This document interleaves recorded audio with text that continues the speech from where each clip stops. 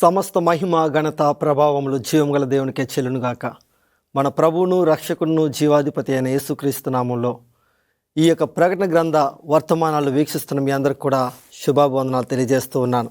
ప్రియులారా, revolution of hope ప్రకటన గ్రంథమందు నిరీక్షణ అనే ఈ శీర్షిక ద్వారా మనము ఈ యొక్క ప్రకటన గ్రంథంలో నుండి గొప్ప ఆత్మీయ పాఠాలు నేర్చుకోవడానికి దేవుడు కృప చూపిస్తూ నడిపిస్తూ ఉన్నారు. ఈ సమయంలో మనము ప్రకటన గ్రంథంలో ఉన్నటువంటి 7 సంఘాల్లో 4వ సంఘమైనటువంటి తుయతైర గురించి మనం నేర్చుకోబోతున్నాం. ఈ తుయతైర ప్రకటన గ్రంథంలో 7 సంఘాల్లో మధ్య సంఘము. ఈ సంఘ కాలము క్రీస్తు శకము 538 సంవత్సరం నుండి 1798 సంవత్సరం వరకు. ఈ యొక్క సంఘం గురించి మనం నేర్చుకునే ముందుగా ప్రార్థన చేసుకుని పరిశుద్ధాత్మ దేవుని సహాయం కోరుకుని మనం ముందుకు వెళ్దాం. పరిశుద్ధుడా, ప్రేమగల మా తండ్రి, మీ బిడ్డలముగా మీ వాక్యమును మేము ధ్యానం చేయుచుండగా మీ పరిశుద్ధాత్మ ద్వారా మీరే ఈ ప్రకటన గ్రంథ మర్మాలను, ఆధ్యాత్మిక పాఠాలను మాకు నేర్పించమని యేసుక్రీస్తు నామమున పెట్టి వేడుకొంచున్నాం పరమ తండ్రి, ఆమేన్. తుయతైర అంటే ఈ పేరుకు అర్థము కొందరు చెబుతున్న విషయం ఏమిటంటే కష్టించి పనిచేయుట. అదే రీతిగా ఈ తుయతైర అనే పదము 2 గ్రీకు పదాల నుండి తీసుకొనబడింది. తుయ్ అంటే సాక్రిఫైస్, టెరియో అంటే టు కీప్, అంటే కీప్ ద సాక్రిఫైస్, త్యాగాన్ని నిలబెట్టుకొనుట అనే భావము దీనికి వస్తున్నది. అదే రీతిగా ఈ తుయతైర అనే పేరు ఎలా వచ్చిందంటే, ఈ యొక్క పట్టణాన్ని సెల్యూకస్ I నికాటర్ అనే రాజు తన యొక్క తోటి సైన్యాధిపతి వేరే ప్రాంతంలో ఈ యొక్క అలెగ్జాండర్ మహారాజు యొక్క సైన్యాధిపతులు వీళ్ళు రాజ్యాలను పంచుకున్నారు. వారిలోనే మళ్ళీ వారికి తగాదాలు వచ్చినాయి. ఈ లెసిమకస్తో యుద్ధం చేయడానికి వెళ్ళినప్పుడు ఈ సెల్యూకస్ I నికాటర్ ఈ యొక్క పట్టణాన్ని పట్టుకొని ఉన్నాడు. ఈ పట్టణాన్ని జయించి వస్తున్న వేళలో ఆ యొక్క పట్టణాన్ని నుండి విజయంతో తిరిగి వస్తున్నటువంటి ఆ సమయంలో తన కుమార్తె జన్మించిందనే వార్త వచ్చింది. అందుచేత తను పట్టుకున్నటువంటి జయించినటువంటి ఆ పట్టణాన్ని మరలా పునర్నిర్మించి దానికి తుయతైర అనే పేరు పెట్టి ఉన్నాడు. తుయతైర అంటే కుమార్తె, డాటర్ అనే పేరు కూడా వస్తుంది. ఇది క్రీస్తు పూర్వము 290 సంవత్సరంలో జరిగింది.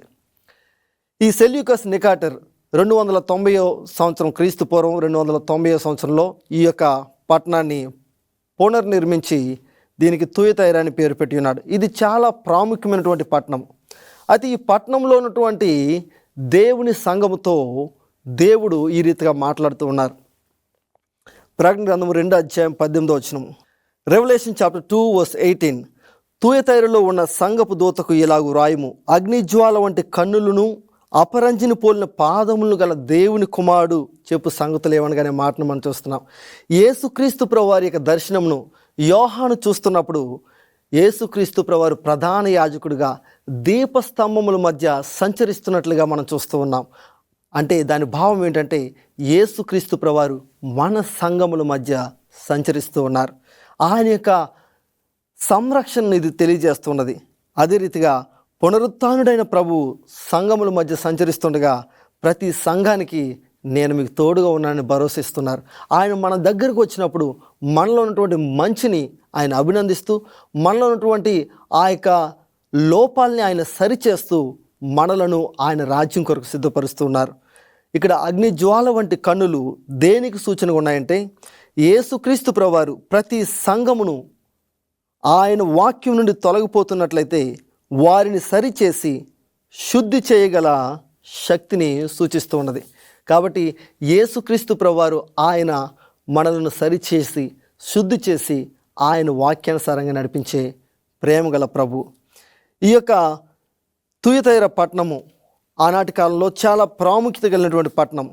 ఈ పట్టణము లెదర్ వ్యాపారానికి, ఆ చర్మంతో తయారు చేసినటువంటి బ్యాగులు, షూసు, అదే రీతిగా జర్కిన్స్, వివిధ లెదర్ ప్రొడక్ట్స్కు ఇది పెట్టింది పేరు. ఇక్కడ చక్కని లెదర్ బ్యాగ్స్ ఇవన్నీ తయారు చేసేవారు కాబట్టి ఇక్కడ నుండి తుయితైరలో తయారై వచ్చిందంటే దానికి కొంచెం డబ్బులు ఎక్కువైనా సరే అదే కొనుక్కునేవారు. అదే రీతిగా ఈ ప్రాంతంలో, ఈ పట్టణంలో చక్కగా ఇత్తడితో చేసినటువంటి సామాన్లు కూడా ఇవి ప్రసిద్ధి చెందాయి. ఇవి చాలా చక్కగా నాణ్యమైన వస్తువులు తయారు చేసేవాళ్ళు. ఇక్కడ ఓదారంగు వస్త్రాలు దొరికేవి, ఇక్కడే తయారు చేసేవాళ్ళు. ఓదారంగు పొడి అమ్మి, ఓదారంగు వస్త్రాలు అమ్మినటువంటి లూదియా గురించి మనము చూస్తూ ఉన్నాం. లూదియా కూడా ఈ పట్టణస్థురాలే. లూదియా ఈ నగరం నుండి ఫిలిప్పు నగరానికి వెళ్ళినప్పుడు, ఫిలిప్పి పట్టణంలో ఉన్నప్పుడు, ఆ యొక్క ఫిలిప్పి నగరంలో అపోస్తలుడైన పౌలు గారు సువార్త బోధిస్తున్నప్పుడు ఆమె ఆ సువార్తను విన్నది, క్రీస్తు ప్రేమ గురించి తెలుసుకుని ఉన్నది, తన జీవితాన్ని యేసుక్రీస్తుకు అర్పించుకొని ఉన్నది, యేసుక్రీస్తు శిష్యురాలుగా మారిపోయింది. అప్పటి నుండి ఈమె క్రీస్తు కొరకు సాక్షురాలుగా జీవిస్తూ దేవుని యొక్క సేవా పరిచర్యకు మద్దతిస్తూ ఎంతగానో మంచి సాక్ష్యం కలిగి ఉన్నటువంటి స్త్రీ. ఈ స్త్రీ చరిత్రకారులు చెప్పేది ఏంటంటే, చాలామంది బైబిల్ పండితులు చెప్పే విషయం ఏంటంటే, ఈ యొక్క లూదియా ఈ పట్టణానికి దేవుని ప్రేమ సువార్తను తీసుకువెళ్ళింది, తద్వారా ఈ యొక్క పట్టణంలో సంఘం స్థాపించబడిందని తెలియజేస్తూ ఉన్నారు. ఈ పట్టణ వాసులు చాలా గొప్ప ధనవంతులు. వీరు ధనికులు. కారణం ఏంటంటే వీరికున్నటువంటి ఈ వ్యాపార లావాదేవీలను బట్టి, వీరికున్నటువంటి ప్రొడక్ట్స్ ఉత్పత్తిని బట్టి వీరు చక్కని ధనార్జన చేసుకుంటూ ధనవంతులుగా ఉన్నారు. చూడండి, బకింగ్హామ్ ప్యాలెస్ని మనం చూస్తే అది ఇంగ్లాండ్ దేశంలో అది రాజభవనం. ఈ అంతఃపురంలో 429 గదులు ఉన్నాయి. ఈ యొక్క 429 గదులు కూడా ఎవరి కొరకు? కేవలం ఆ రాజు కుటుంబం కొరకు మాత్రం. ఒక కుటుంబం కొరకే. ఎంత ధనికులో చూడండి. అంటే ఈ లోకంలో చాలామంది అంత గొప్ప ధనికులు ఉన్నారు. మన దేశంలో అత్యంత పేరుగాంచినటువంటి ధనవంతుల్లో ఒకరు ముఖేష్ అంబానీ గారు. ఆయనకు 27 అంతస్తుల బిల్డింగ్ ఉంది. అందులో ఆ కుటుంబం మాత్రమే నివసిస్తుంది. 27 అంతస్తులు. ఒకసారి ఆలోచించండి. కొందరికైతే ఈ లోకంలో నివసించడానికి సరైనటువంటి ఒక్క గది ఉన్నటువంటి బెడ్రూమ్ హౌస్ కూడా లేదు. కొందరికి ఈ యొక్క చిన్న పూరి గుడిసెలో జీవిస్తున్నారు. కొందరైతే ఒక చిన్న పాకలో నివసిస్తున్నారు, చెట్ల కింద లేదా ఫ్లైఓవర్స్ కింద నివసిస్తున్నారు. చాలా విచారకరం. అయితే కొందరు ధనాన్ని బట్టి అతిశయపడుతున్నారు. ధనం ఉంటే దేవుని మర్చిపోతాం. పేదరికం వస్తే పేదరికంలోకి వెళ్ళిపోతే దేవుని దూషిస్తామేమోనని సామెతల గ్రంథంలో ఒక భక్తుడు ఈ రీతిగా ప్రార్థన చేస్తున్నాడు. Proverbs chapter 30 verses 8 to 9. Proverbs chapter 30 verses 8 to 9.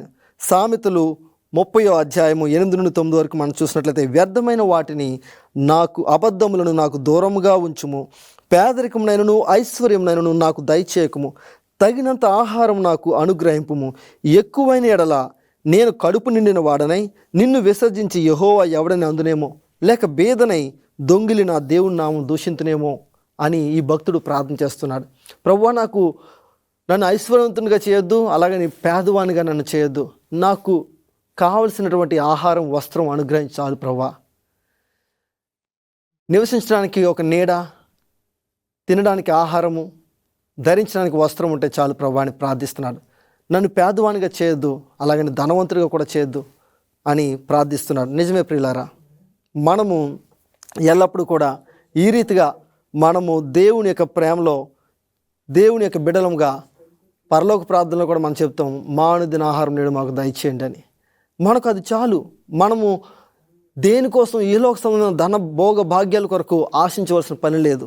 మనకున్న దానితో సంతృప్తిగా దేవుని సేవ చేస్తే అదే మేలు. హబుల్ టెలిస్కోప్, ఈ ప్రపంచంలో నాసా వారు కనిపెట్టినటువంటి ఈ యొక్క హబుల్ టెలిస్కోప్ అంతరిక్షంలో ఉన్నటువంటి సుదూర ప్రాంతంలో ఉన్నటువంటి నక్షత్ర సముదాయాలను ఇది క్యాప్చర్ చేసి నాసా స్పేస్ స్టేషన్కి పంపిస్తూ ఉంటుంది. దేవుడు అంటూ ఉన్నారు, ఇర్మియా గ్రంథము 23 అధ్యాయము 23, 24 వచనాల్లో మనం చూస్తే, జెర్మియా చాప్టర్ 23 వర్సెస్ 23 and 24, నేను సమీపం నుండి దేవుడని మాత్రమేనా, దూరం నుండి దేవుడని కానా? యెహోవా సెలవిచ్చిన మాట ఏదనగా, నాకు కనబడకుండా రహస్య స్థలముల్లో దాగలవాడు ఎవడైనా కలడా? నేను భూమి ఆకాశములు ఎందుంటానున్న వాడిని కానా? ఇదే యెహోవాకు. దేవుడు ఏం సెలవిస్తున్నారంటే, నేను సమీపమున నుండు దేవుడని మాత్రమేనా, దూరం నుండి దేవుడని కానా అని దేవుడు సెలవిస్తూ, నాకు రహస్యమైనది అంటూ ఏదైనా ఉన్నది ఈ లోకంలో అని దేవుడు ప్రశ్నిస్తున్నారు. హబుల్ టెలిస్కోప్ మానవుడే ఎంతో సుదూర ప్రాంతంలో ఉన్న వాటిని వీక్షించగలుగుతున్నాడు. అయితే దేవుడు మహాకాశాలు పట్టజాలని దేవాదేవుడు. పరలోకం నుండి మన హృదయంలో ఏం జరుగుతుందో, మన యొక్క జీవితంలో ఏం జరుగుతుందో సమస్తమును ఆయన పరిశీలించగల దేవుడు. అందుకనే కీర్తనకారుడు దావీదు ప్రార్థన చేస్తున్నాడు. Psalm 139 verses 1 and 2, కీర్తన 139వ కీర్తన 1-2 వచనములు, యెహోవా నీవు నన్ను పరిశోధించి తెలుసుకొని ఉన్నావు, నేను కూర్చుండుట నేను లేచుట నీకు తెలియను, నాకు తలంపు పుట్టక మునిపే నీవు నా మనస్సు గ్రహించుచున్నావు అని చెప్తున్నాడు. అవును, దేవునికి మన సమస్తము కూడా తెలుసు అని దావీదు కూడా చెబుతూ ఉన్నాడు. ప్రకటన గ్రంథము 2 అధ్యాయం 19 వచనం, రెవల్యూషన్ చాప్టర్ 2 verse 19, నీ క్రియలను నీ సహనమును నేను ఎరుగుదును. దేవుడు సెలవిస్తున్నారు ఈ యొక్క తుయతైరా సంఘంతో, నీ క్రియలను నీ సహనమును నేను ఎరుగుదును, నీ మొదటి క్రియల కన్నా నీ కడపటి క్రియలు మరి ఎక్కువైనవని ఎరుగుదును. ఇక్కడ మనం చూసినట్లయితే ఇంగ్లీష్లో, I know your works, love, service, faith and your patience. ఇక్కడ మనం గమనించినట్లయితే ఈ గొప్ప మాటలు జతలుగా వస్తున్నాయి. It should be noted how great words go in pairs. Love produces service, అంటే ప్రేమ సేవ చేసే మనసునిస్తుంది. Faith produces patience or endurance. అదే రీతిగా విశ్వాసము సహనాన్ని కలిగజేస్తుంది. విశ్వాసము సహనాన్ని కలిగజేస్తుందనే మాటను మనం చూస్తున్నాం. అంటే దేవునికి మనం చేసే పనులు దేవునికి తెలుసు, దేవుడు మన సహనాన్ని ఆయన గుర్తెరుగుతున్నారు, మనం చేసే ఆ సేవ ప్రేమతో మనం చేస్తున్నామని దేవునికి తెలుసు. అదే రీతిగా మనకి విశ్వాసం ఉన్నట్లయితే విశ్వాసము మనకు సహనాన్ని, ఆ యొక్క ఓర్పును దయచేస్తుంది. ఇక్కడ సహనానికి వాడబడినటువంటి గ్రీకు పదము హుమోపోనే. ఇక్కడ వాడబడినటువంటి ఈ యొక్క గ్రీకు పదాన్ని మనం చూసినట్లయితే దీని యొక్క అర్థము వంతెన యొక్క స్తంభం. ఎలా ఉంటుంది? ఒక వంతెన నిర్మించినప్పుడు స్తంభం వేస్తే చాలా స్టాండర్డ్గా ఉంటుంది. మనము కూడా ఈ యొక్క రీతిలో హుపమోనే అనే ఈ యొక్క పదానికి అర్థము వంతెన యొక్క స్తంభం వంటి స్థిరంగా ఉన్నటువంటి సహనాన్ని మనం కలిగి ఉండాలని దేవుడు కోరుతున్నారు. మన కష్టాల్లో, ఒత్తిడిలో, మన యొక్క బాధల్లో, శ్రమల్లో మనము స్తంభం వలె స్థిరంగా దేవుల్లో నిలిచి ఉండాలి. శతాధిపతి అయిన కొర్నేలి ఒక అన్యుడు, కానీ క్రీస్తు గురించి తెలుసుకుని ఉన్నాడు. దేవుని గురించి తెలుసుకుని దేవునికి ప్రార్థన చేస్తున్నాడు, ధర్మ కార్యాలు చేస్తున్నాడు. దేవుడు ఆయన చేసినటువంటి కార్యాలను గుర్తించారు, ఆయన చేస్తున్న ప్రార్థన ఆలకించున్నారు.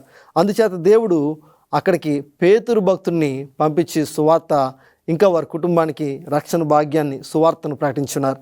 ఈ కొర్నేలు చేస్తున్నటువంటి ప్రార్థన దేవుడు చూస్తున్నానని దేవుడు అపోస్తల కార్యములు 10వ అధ్యాయంలో తెలియజేస్తున్నారు. అదే రీతిగా ఈయన గొప్ప ధర్మ కార్యాలను చేస్తున్నాడు. ఎప్పుడైతే మనం ఇతరులకు సహాయం చేస్తున్నామో, అక్కర్లో ఉన్న వారికి సహాయం చేస్తున్నామో, యేసుప్రభువు వారు మత్తయి సువార్త 25వ అధ్యాయం 35వ వచనం నుండి 44 వరకు మనం చూసినట్లయితే, Matthew chapter 25 verses 35 to 44, we can see here, దేవుడు అంటున్నారు అక్కర్లో ఉన్న వారికి మనం సహాయం చేయడం ద్వారా దేవునికి చేసినట్లే, ఈ నా సహోదరుల్లో మీరు ఎవరికి చేసినా ఇది నాకు చేసినట్లే అని దేవుడు సెలవిస్తున్నారు. అదే రీతిగా దేవుడు మనం చేస్తున్నటువంటి మంచి క్రియనే కానీ, అది చెడ్డ క్రియనే కానీ సమస్తమును కూడా ఆయన చూస్తూ ఉన్నారు, పరిశీలన చేస్తున్నారు. ఒకానొక దినాన ఆయన వాటిని తీర్పులోనికి తీసుకొస్తారని ప్రసంగి భక్తుడు సొలొమోను రాజు ప్రసంగి గ్రంథాన్ని రాశారు. ఆయన ఈ రీతిగా సెలవిస్తున్నాడు. ప్రసంగి 12వ అధ్యాయము 13 నుండి 14 వచనం వరకు, ఎక్లెసియాస్టిస్ చాప్టర్ 12 వర్సెస్ 13-14. ఇదంతయు వినిన తరువాత తేలిన ఫలితార్థం ఇదే: దేవుని యందు భయభక్తులు కలిగి ఉండి ఆయన కట్టడలను అనుసరించి నడుచుండవలను. మానవ కోటికి ఇదియే విధి. ఘోరమైన ప్రతి అంశంను గూర్చి దేవుడు విమర్శ చేయనప్పుడు ఆయన ప్రతి క్రియను, అది మంచిదే కానీ చెడ్డదే కానీ, తీర్పులోనికి తెచ్చును. కాబట్టి దేవుడు సమస్త మానవ కోటికి ఆయన 10 ఆజ్ఞలను ఆయన ఇచ్చున్నారు. అది మానవ కోటికి అదే విధి అని దేవుడు సెలవిచ్చున్నారు. దేవుని యొక్క ఆజ్ఞల ప్రకారంగా మనం జీవించాలి. ఆ రీతిగా జీవించినప్పుడు మనం దేవుని యొక్క తీర్పు గడిలో మనం ఉన్నాము. ఆ సమయంలో మనం చేసే ప్రతి క్రియను దేవుడు, అది మంచిదే కానీ చెడ్డదే కానీ, దేవుడు తీర్పులను తీసుకొస్తారని ఆలోచన ఎరిగి మనము జీవించాలని దేవుడు కోరుతున్నారు. ప్రకటన గ్రంథం 2:19. Revelation chapter 2:19. నీ మొదటి క్రియల కన్నా నీ కడపటి క్రియలు మరి ఎక్కువైనవని ఎరుగుదును. దేవుడు అంటూ ఉన్నారు, I know your works, love, service, faith and your patience, and for your works the last are more than the first. మొదటి క్రియల కంటే కడపటి క్రియలు ఎక్కువైనవని దేవుడు సెలవిస్తున్నారు. ఎలాంటి క్రియలు? ముందు విశ్వాసంలోకి వచ్చినప్పుడు ఎంత నమ్మకంగా దేవుని సేవ పరిచర్యలో పాల్గొనేవారమో, ఇప్పుడు కూడా అదే రీతిగా దేవుని సేవ పరిచర్య కొరకు విశ్వాసంలోకి వచ్చినప్పుడు ఎంత బాప్తిసం తీసుకున్నప్పుడు ఎంత స్వార్థ ప్రకటనలో ముందంజలు ఉండేవారో, ఇప్పుడు కూడా ఆ రీతిగా దేవుని యొక్క పనిలో ముందుకు సాగుతున్నారా? ఒకసారి మనం ప్రశ్నించుకుందాం. దేవుని యొక్క పనిలో సహనం, ఓర్పు కలిగి దేవుని యొక్క మార్గంలో నడుచుకుందాం. ఈ యొక్క సంఘంపై దేవుడు ఒక నిందారోపణ చేస్తున్నారు. వారి లోపాన్ని చూపిస్తున్నారు, సరి చేసుకుంటారని. అదేమిటంటే, యెజబెలు అను ప్రవక్తని నీ యొక్క సంఘంలో నీవు ఉండనిచ్చున్నావు. యెజబెలు ఎవరు? యెజబెలు ఎవరికి సూచనగా ఉంది? యెజబెలు తప్పుడు బోధలకు, అబద్ధ బోధనకు సూచనగా ఉంది. చాలామంది ఈ రోజుల్లో సంఘాల్లో నాకు కళలు వస్తున్నాయి, దర్శనములు వస్తున్నాయని చెప్పుకుంటున్నారు. కానీ వారి జీవితం చూస్తుంటే అది వాక్యానుసారంగా ఉండడం లేదు. అయితే వారికి దేవుడు దర్శనాలు ఇస్తున్నారని వారు చెప్పుకుంటున్నారు. అది నిజంగానే దేవుని యొద్ద నుండి వస్తున్నాయంటారా? వారికి వస్తున్న దర్శనాల యొక్క మూలం ఏమిటి? సాతానుడు కూడా దర్శనాలు ఇవ్వగలడు. అయితే ఇది సాతాను దగ్గర నుంచి వచ్చిందా, దేవుని యొద్ద నుంచి వచ్చిందా అన్నది, వీరు నిజంగా దేవుని చిత్తానుసారంగా జీవించినట్లయితే అది దేవుని యొద్ద నుండి వస్తున్నట్లుగా మనం పరిశీలన చేయగలం. కారణం ఏంటంటే, మత్తయి సువార్త 7:20 మనం చూస్తే, మాథ్యూ చాప్టర్ 7:20, వారి ఫలములను బట్టి మీరు వారిని తెలుసుకొందురు. మనము వారి యొక్క క్రియలు వారు చెప్తున్న మాటలతో సరితూగుతున్నట్లయితే నిజంగానే ఇది దేవుని యొద్ద నుండి వచ్చిందని మనం చూడగలం. అదే రీతిగా దేవుడిచ్చే దర్శనములు, ఆయన బిడ్డలకు ఇచ్చే దర్శనములు వాక్యంతో ఏకీభవిస్తాయి కానీ వాక్యం నుండి తప్పుద్రోవ పట్టించవు. చాలామంది దర్శనాలు వస్తున్నాయని చెప్తూ ప్రజలను తప్పుద్రోవ పట్టిస్తున్నారు. ఇది ఒక ఆధ్యాత్మిక చీడ పురుగు. ప్రకటన గ్రంథము 2:20, రెవల్యూషన్ చాప్టర్ 2:20, ఆయనను నీ మీద తప్పు ఒకటి నేను మోపవలసి ఉన్నది, ఏమనగా తాను ప్రవక్తినని చెప్పుకొనిచున్న యెజబెలు స్త్రీని నీవు ఉండనిచ్చున్నావు. జారత్వం చేయుటకును విగ్రహములకు బలి ఇచ్చిన వాటిని తినుటకును అది నా దాసులకు బోధించు వారిని మోసపరుచున్నది. ఈ యొక్క స్త్రీ యెజబెలు ఎవరికి సూచనగా ఉంది? యెజబెలు పాత నిబంధనలో అహాబు రాజు యొక్క భార్య. అయితే ఈ యొక్క క్రొత్త నిబంధనలు ఈ సంఘంలో యెజబెలు అని ప్రవక్తిని అనే మాటని ఇక్కడ మనం చూస్తున్నప్పుడు ఆమె ఆ యెజబెలు రాణి అని కాదు, కానీ ఇది సంఘానికి సూచనగా ఉంది. స్త్రీ సంఘానికి సూచనగా ఉంది. ప్రకటన గ్రంథము 2:20 ఉన్నటువంటి సంఘంలో ప్రవక్తిని అని చెప్పుకున్నటువంటి యెజబెలు ఎఫెసీయులకు రాసిన పత్రిక 5:23-25 వరకు మనం చూసినట్లయితే స్త్రీ సంఘమునకు సూచనగా ఉన్నట్లుగా మనం చూస్తున్నాము. కాబట్టి ఇది సంఘమునకు సూచనగా ఉన్నది. ఈ సంఘ కాలాన్ని మనం గమనించి ఉన్నాము. క్రీస్తు శకము 538 నుండి 1798 కాలంలో ఉన్నటువంటి సంఘ ప్రజలను, విశ్వాసులను, సంఘమును సూచిస్తోంది. ఆనాటి సంఘము తప్పుడు బోధలతో ప్రజలను ఆధ్యాత్మిక భ్రష్టత్వంలో నడిపించింది. కాబట్టి ఆ యొక్క ఆధ్యాత్మిక భ్రష్టత్వం నుండి బయటకు రమ్మని దేవుడు పిలుస్తున్నారు. ప్రతి క్రైస్తవునికి ప్రామాణికము దేవుని యొక్క వాక్యం. దేవుని యొక్క వాక్యానుసారంగా మనం జీవించాలి. మన సిద్ధాంతాలు కానీ మన బోధలు కానీ వాక్యానుసారంగా ఉండాలి. ఈ వాక్యానికి భిన్నమైన ఏ బోధ అయినా సరే అది దేవునికి విరోధమైన బోధ. ఈ యొక్క తుయతైర సంఘం గురించి మరొక భాగంగా, రెండవ భాగంలో మరిన్ని వివరాలు మనం నేర్చుకుందాం. అయితే ప్రియులారా, యేసుక్రీస్తు ప్రభువారు రాజులకు రాజుగా, ప్రభువులకు ప్రభుగా అతి త్వరలో రాని ఉన్నారు. కాబట్టి మన జీవితాలను ప్రభుకు సమర్పించుకుందాం, వాక్యానుసారంగా జీవిద్దాము, ఆయన రాకడలో ఎత్తుబడి వారిగా ఉందాము. మనకు దేవుడు అప్పగించిన సంఘమును దేవుని యొక్క రాజ్యం కొరకు ఆయత్తపరుద్దాము. అటు కృపా ధన్యత దేవుడు మనకు కలుగు చేసి, ప్రియ విశ్వాసులారా, మన జీవితాలను ప్రభువుకు నమ్మకంగా జీవించడానికి సమర్పించుకొని క్రీస్తు మాటల ప్రకారంగా జీవిద్దాం. అటు కృపా ధన్యత దేవుడు మనకు కలుగు చేయను గాక. ఆమేన్. ప్రార్థన చేసుకుందాం. ప్రేమగల మా తండ్రి, సర్వశక్తిమంతుడా, ఈ తుయతైర సంఘం నుండి మీరు మాకు నేర్పించిన ఆత్మీయ పాఠాలకై మీకు వందనాలు తండ్రి. మీ చిత్తానుసారంగా మమ్మల్ని జీవిస్తూ మీ రాజ్యం కొరకు సిద్ధపరుస్తూ అనేక మందిని సిద్ధపరచువారుగా చేయమని, మేము తప్పుడు బోధలకు తావివ్వకుండా మీ వాక్యానుసారంగా నడుచుకుంటూ యేసుక్రీస్తును అనుసరిస్తూ మీరు అక్కడ కొరకు సిద్ధపడు భాగ్యం దయచేయమని మా ప్రభుని అతి త్వరలో రాని అన్న యేసుక్రీస్తు నామపేట వేడుకొనిచున్నాం పరమ తండ్రి. ఆమెన్. ప్రియ సహోదరుడ సహోదరి, ఈ రెవల్యూషన్ ఆఫ్ హోప్ అనే సిరీస్ని మీరు క్రమం తప్పకుండా వీక్షిస్తున్నారని తలుస్తూ ఉన్నాను. ఈ యొక్క వీడియోస్ మీ యొక్క స్నేహితులు కూడా మీరు పంచుకోవాల్సిందిగా కోరుచున్నాను. తద్వారా దేవుని యొక్క సువార్తలో మీరు కూడా పాలుభాగస్తులు కావాలని కోరుతున్నాను. దేవుడు మిమ్మల్ని దీవించును గాక. May God bless you.